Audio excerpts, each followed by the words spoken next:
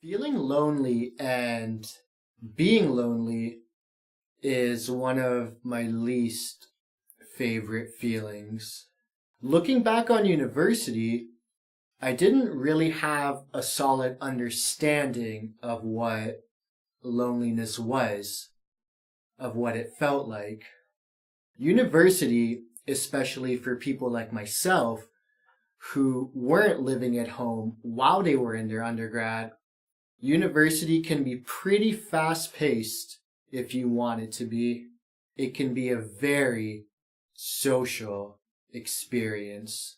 I definitely pushed for my university experience to be a very social one. Back in res, in my first year, for all those people who went to McGill, I was in Gardner. Back in res, I was that dude who, on nights when the majority of people in res weren't going out, like on the more quiet nights, I was that dude who went from the basement floor to the top floor and would stop by people's rooms and say what up and chat and catch up and hear about their day and really just share a laugh and a nice conversation. I was like a kid in a candy store. I had all these friends that were walking distance, like literally 15 steps from my room, 20 steps from my room. I had all these friends that I could hang out with 24/7. It was the most magical of times. I was in a good place. The year after res, when we had all moved out and had our own spots with roommates and all that, I was a bit upset that we weren't all still living under one roof. But that fortunately didn't last too long.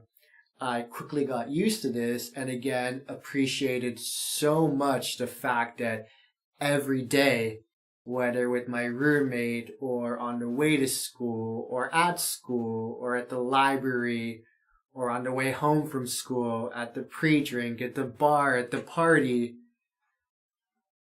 every day I was continuously surrounded by my friends, by these people that I truly loved and wanted to be around more than anyone else. Fast forward to the end of fourth year. It was tough seeing a lot of them leave. It was emotional saying goodbye to some people. Luckily, a bunch stayed in Montreal that summer, and I experienced my favorite summer of my life.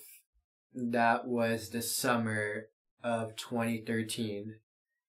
I was 22. That fall, I took an extra semester, just 2 classes, and the group of friends got smaller and I felt it. But I still had some great people around me. My roommates for that semester were and still are, 2 of my closest friends, just people that I would do anything for and would trust with anything. And one of them also didn't have a heavy workload, so we had a lot of fun. And for me, I just really enjoyed a semester at McGill that had, for once, so little schoolwork. It was my favorite semester of my undergrad. And from that summer, so from May 2013 until like mid-March of 2014 when I moved back home to Toronto, that period was the best time of my life. When I moved home to Toronto, I was just a couple months into being 23. When I moved back home, I started to feel unstable, uncomfortable, and I stopped feeling like the Brian that I had felt like mere weeks ago. A decent amount of my friends from McGill were from Toronto or had moved to Toronto, and I was able to see them here and there, but still, something felt off.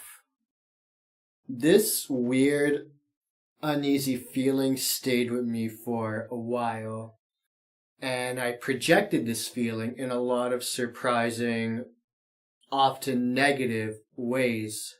In March of 2016, I had quit my job at a startup in Montreal. I had moved back to Montreal for this job back in November 2014. I had quit that job, and with the help of my mom, I had decided to move back home to Toronto for the summer, and until September, when I would return to Montreal to start a 2 years master's degree at Concordia. There was this, and I'll never forget it.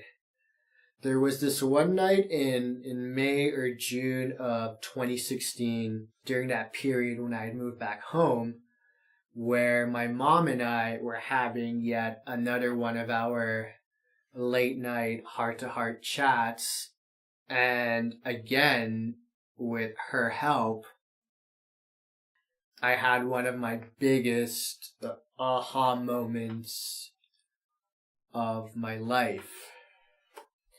We pieced it together that the major reason why I was feeling a little empty and uneasy and just not myself for about 2 years now was because I hadn't yet properly accepted the fact that university was over. And that this beautiful time that I had at McGill, with all my friends being in such constant proximity, that beautiful time was over and would never happen again. Over those past 2 years, I just couldn't admit it to myself. I couldn't face the fact that it was over. And the reason I couldn't face it was because it hurt. It hurt too much to admit. And to also admit that, for all I know, that may have been the happiest that I will have ever been in my life. I will never forget that conversation with my mom. During that time, I was depressed. And I was seeing a therapist. And as tough as admitting all that stuff to myself was that night, it was so liberating. And it paved the way for some amazing sessions afterwards with my therapist. After I had admitted all this to myself and started to accept it, I started to understand that those uneasy, uncomfortable, unstable feelings that I was experiencing were the feelings of loneliness. And I didn't know how to make sense of them because I had never truly felt loneliness up until I was 23 and removed from my school life. Once I started to understand this feeling of loneliness, I really saw and understood just how tough of a feeling it can be. And yes, I felt guilty for feeling lonely. I felt guilty because I still saw my friends a decent amount. I felt guilty because a lot of people out there don't have the same type of friendships, might never have the same type of friendships. But like I've also said before, I started to also understand that my feelings of loneliness were relative to those of others. See, loneliness, just like other feelings, is all relative. The reason I felt so lonely and so down and so depressed was because I had experienced the biggest loss of my life, the loss of this environment where I was able to be around my closest friends every day.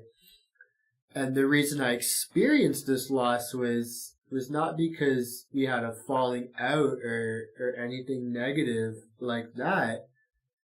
It was simply because this thing called life happened. University ended, and we had to leave. We had to move on. For about 2 years after my undergraduate degree finished, even though I had physically left McGill, mentally I hadn't moved on.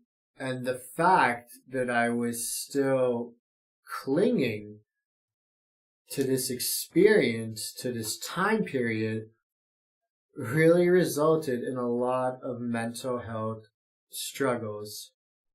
When I did start to acknowledge what I was feeling and started to accept that this time of my life was over, I did start to move on. I did start to live more in the present. And it did have a lot of positive implications for my mental health. I just want to end by saying that don't ever feel ashamed or silly or cheesy or lame for loving your friends and for missing them and for wanting to be around them. Be proud. Be proud and be thankful that you have the ability and have the opportunity to love them, and don't ever take it for granted that they love you too.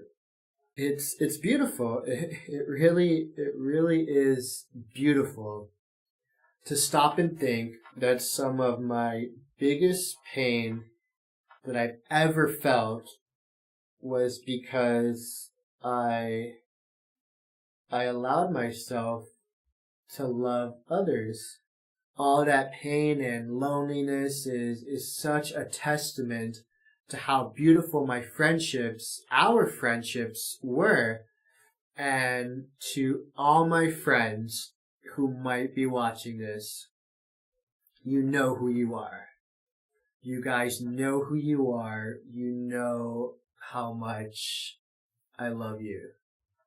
And in the next video, I'm really gonna hammer that in. I'm really gonna hammer in how one of the most beautiful things you can experience is telling your friends you love them.